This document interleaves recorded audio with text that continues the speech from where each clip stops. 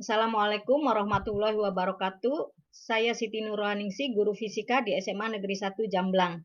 Saya akan menyampaikan laporan untuk IKI berupa rencana pelaksanaan pembelajaran atau RPP.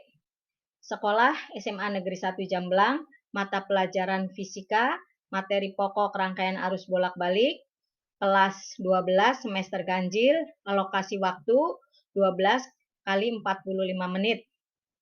Dengan KD 3.5 dan 4.5. Di sini saya akan membagi dalam 3 pertemuan. Pertemuan pertama, pertemuan kedua, dan pertemuan ketiga. Pada pertemuan pertama,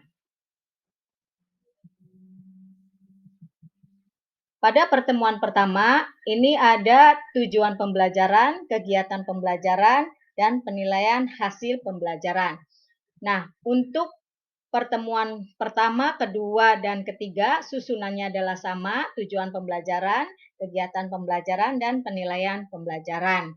Untuk tujuan pembelajaran, yang pertama memahami sumber arus bolak-balik, menganalisis kuat arus dan tegangan arus bolak-balik, menganalisis tegangan dan arus bolak-balik, memahami rangkaian arus bolak-balik serta penerapannya, dan membuat presentasi prinsip kerja penerapan rangkaian arus bolak-balik dalam kehidupan sehari-hari. Alat dan bahan atau medianya adalah sama, lembar penilaian, laptop, dan infocus. Kegiatan pembelajaran untuk pendahuluan, penutup, dan penilaian hasil pembelajaran pada pertemuan 1, 2, dan 3 adalah sama. Untuk pendahuluan, yang pertama peserta didik memberi salam lalu berdoa. Yang kedua, guru mengecek kehadiran peserta didik dan memberi motivasi. Yang ketiga, menyampaikan tujuan dan manfaat pembelajaran tentang topik yang akan diajarkan. Yang keempat, guru menyampaikan garis besar cakupan materi dan langkah-langkah. Untuk kegiatan inti, di sini untuk kegiatan inti pada pertemuan 1, pertemuan 2, dan pertemuan 3 adalah berbeda. Karena materi yang disampaikan adalah topik subnya adalah berbeda. Untuk kegiatan literasi, peserta didik diberi motivasi dan panduan untuk melihat, mengamati, membaca, dan menuliskannya kembali. Mereka diberi tayangan dengan materi sumber arus bolak-balik, kuat arus dan tegangan arus bolak-balik yang dinyatakan dalam fasor tegangan dan arus bolak-balik. Untuk berpikir kritik atau berpikir kritis. Guru memberikan kesempatan untuk mengidentifikasi sebanyak mungkin hal yang belum dipahami, dimulai dari pertanyaan faktual sampai ke pertanyaan yang bersifat hipotetik. Kolaborasi atau bekerja sama peserta didik dibentuk dalam beberapa kelompok untuk mendiskusikan, mengumpulkan informasi, mempresentasikan ulang, dan saling bertukar informasi mengenai materi tadi yang disampaikan pada tayangan.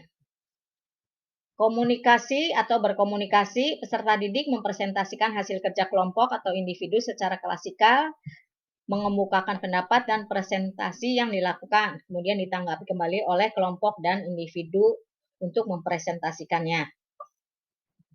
Kreativitas. Guru dan peserta didik membuat kesimpulan tentang hal-hal yang telah dipelajari terkait dengan tayangan yang diberikan tadi.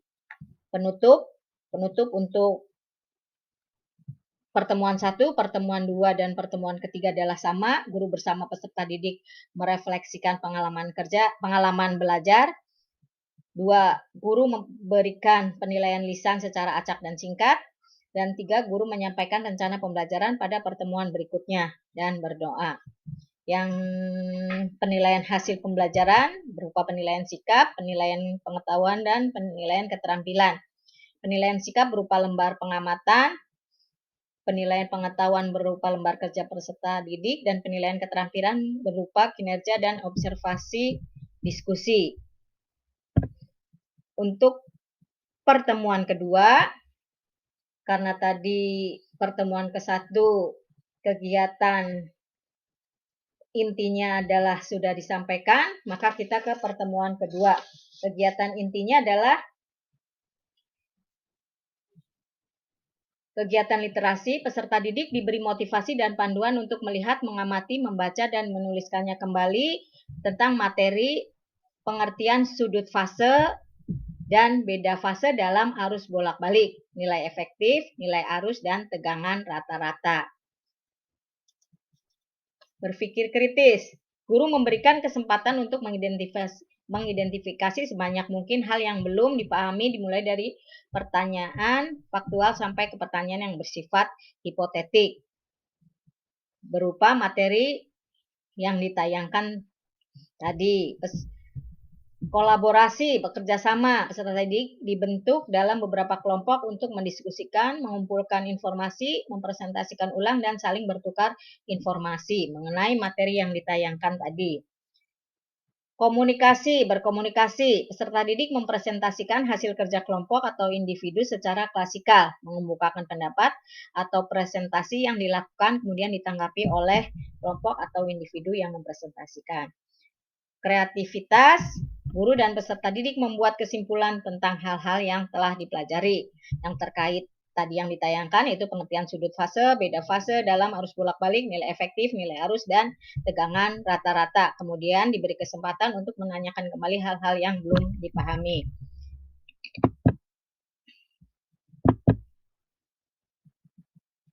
Pada pertemuan ketiga, kegiatan intinya kegiatan literasi